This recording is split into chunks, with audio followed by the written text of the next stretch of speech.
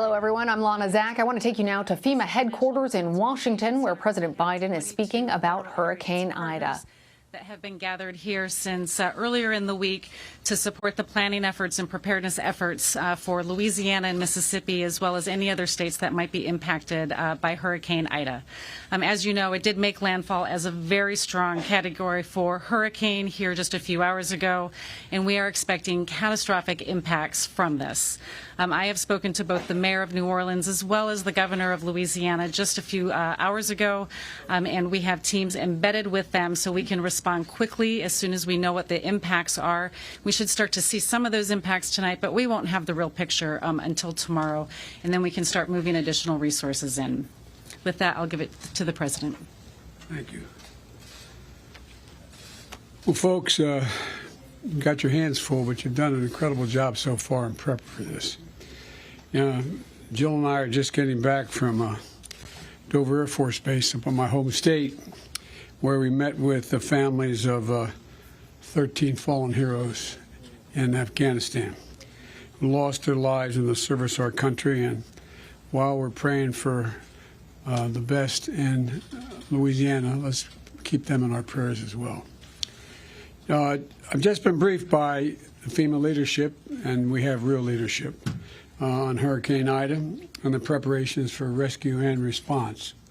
And the storm has made, as you know better than anyone, but I'm speaking to the public at large here, the storm made landfall a few hours ago, and it continues to rage and ravage everything it comes in contact with.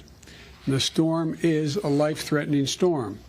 Governor Edwards, an old friend, has characterized it as one of the strongest hurricanes, the strongest in Louisiana history since 1850. And its devastation is likely to be immense. We shouldn't kid ourselves.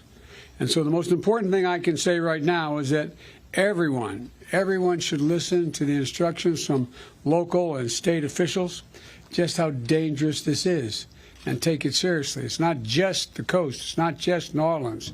It's north as well. The rainfall is expected to be exceedingly high. And to the people of the Gulf Coast, I want you to know that we're praying for the best and planning, prepared for the worst. As soon as the storm passes, we're going to put the country's full might behind the rescue and recovery. And I mean that. I've been around for a lot of hurricanes. I'm no expert, but I've been around for a lot of hurricanes, and I don't think we've ever had as much preparation, long-term preparation with the levee system and preparation here. Thanks to the administrators' leadership and the hard work of the FEMA team, all of whom were gathered behind, many of whom were gathered behind me, we've already pre-positioned resources that we know are going to be needed, and equipment and response teams in the region. This includes 2.5 million meals, 3 million liters of water. We've got generators in place, and we're in close touch with the power providers to get and restore power as soon as possible, because a lot of it's going to go out, and we should be prepared that it can take a long time, no matter how much we've pre-positioned, which we have, that it's going to take a long time for a lot of it to get back up. It could take a matter of weeks for some places. We've got 13 urban search and rescue teams.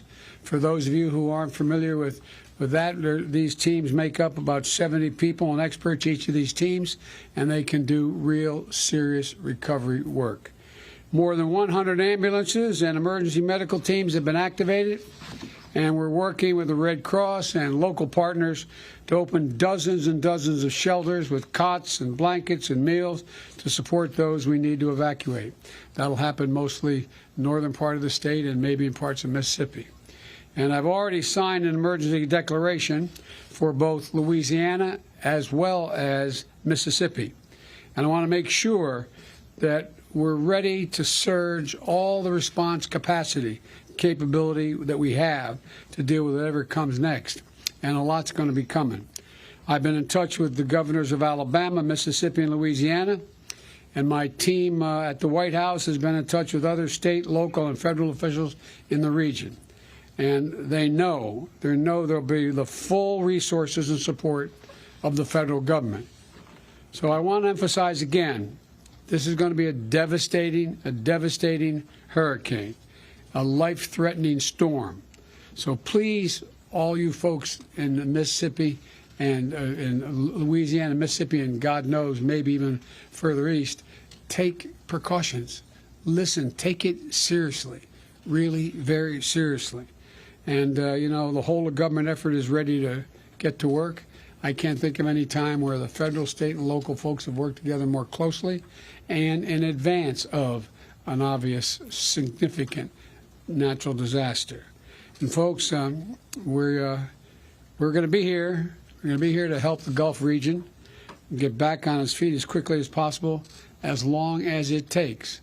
As long as it takes. So thank you, and may God protect those in the path of the storm, and God willing, we'll get through this sooner than later. But don't kid yourself. This is going to take a lot of resources, a little bit of luck, and as my grandfather would say, the grace of God and the goodwill of the neighbors. And by the way, look out for your neighbors. If you're in the region, look out for your neighbors. So thank you very much, and thank you, Commissioner. I really think it all works. I'm not supposed to take any questions, but go ahead. Mr. President, on Afghanistan, I'm not going to answer Afghanistan now. can you see if there's still an Okay. acute risk?